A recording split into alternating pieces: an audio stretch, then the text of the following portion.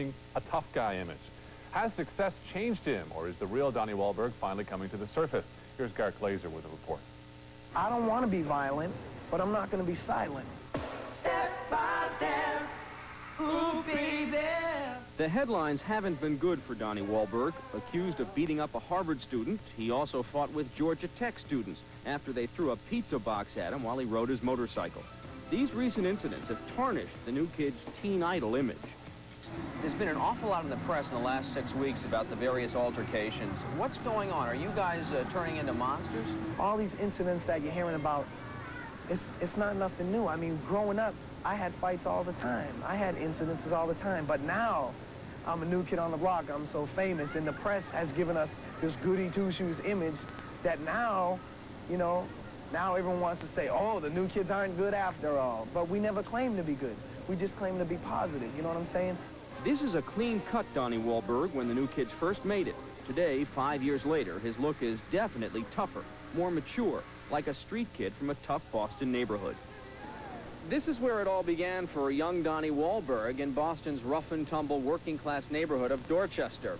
Donnie remembers his roots, and friends here remember him. This was where the Wahlberg family lived while Donnie was growing up. One of his hangouts was Dippin' Donuts, where owner Mary Tolias remembers him as a rowdy kid. He'll throw his feet on my counters, he spit balls through the straws on my walls, and just acts crazy. The Dorchester Youth Collaborative is where kids come to find a safe haven from street gangs, and where the new kids came to rehearse their act. The center's director is Emmett Folger. He says the new kids are a product of their environment. This is Dorchester. This is the other side of the tracks. And kids live with that stigma all the time. These guys have overcome that. Jack Malone is Wahlberg's uncle. He believes his nephew developed the tough image on the street. The kids who grow up here have some street smarts, it sounds like. Oh, yeah. If they're not street smart, forget it.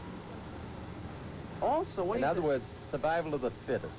I grew up being proud of my neighborhood, being proud of my family, being proud of everything, and, you know, I still am. I mean, the way I grew up, you know, I had a brother in prison, and most kids growing up that way would be hiding the fact that their brother was in prison, you know. I talked about it. I felt that taught me a lesson. Him having drug problems maybe said, Donnie, don't mess with drugs, because look where you're going to end up.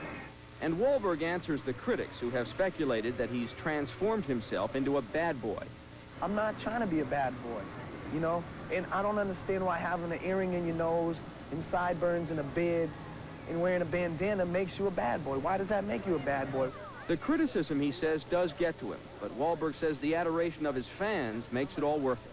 When I get down, when I get sad, all I got to do is walk out the front door of the hotel, and I'm surrounded by thousands of loving people who just want to touch me. And, I mean, for a kid who grew up in Dorchester with nothing, you know, with food stamps and no money in my pocket, man, that's really something, man, and I just love it.